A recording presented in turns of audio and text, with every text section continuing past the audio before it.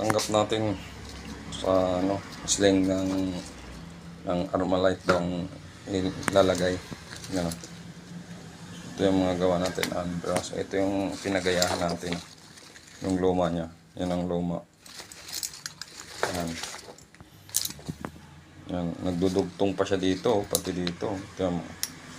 Kaya mapuputol. Hindi kagaya sa gawa natin na mapansin nyo po. Naka sa loob. Yan. Ang kapal niya. Tsaka siya.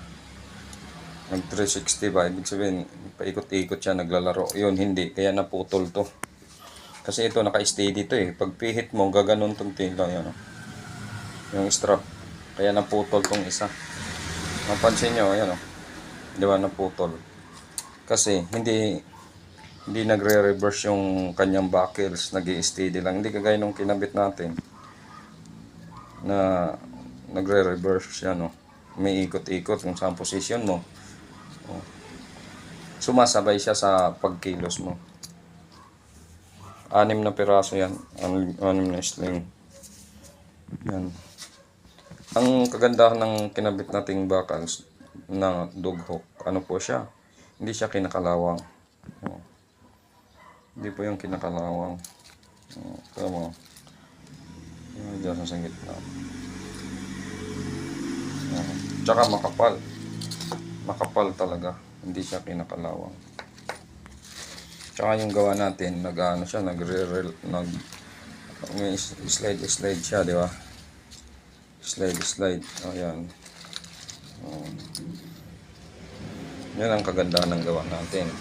Hindi natin ginaya yung sample niyan dinala kasi wala eh. Wala siyang maasahang tibay doon. Yan putol agad. Plastic pa. Ginamit. Tapos ang kanyang buckles hindi ko rin ginaya kasi nga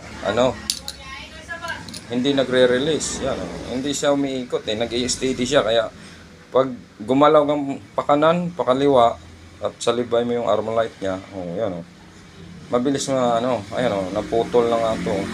Yan naputol na. Kaya sabi ko sa may-ari, wag na nating gayahin lahat yan, sir. Meron naman tayong nabibiling magandang buckles, yung hook, dog hook ang tawag po niyan. Yan. Nagre-release, tsaka makapal yan, yung ulo niya, putol yan. Tsaka hindi, ang kagandahan nito, hindi kinakalawang.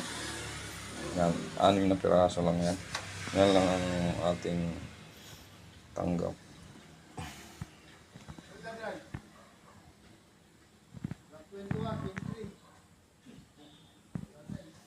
Yan. Yung strap niya, makapal to.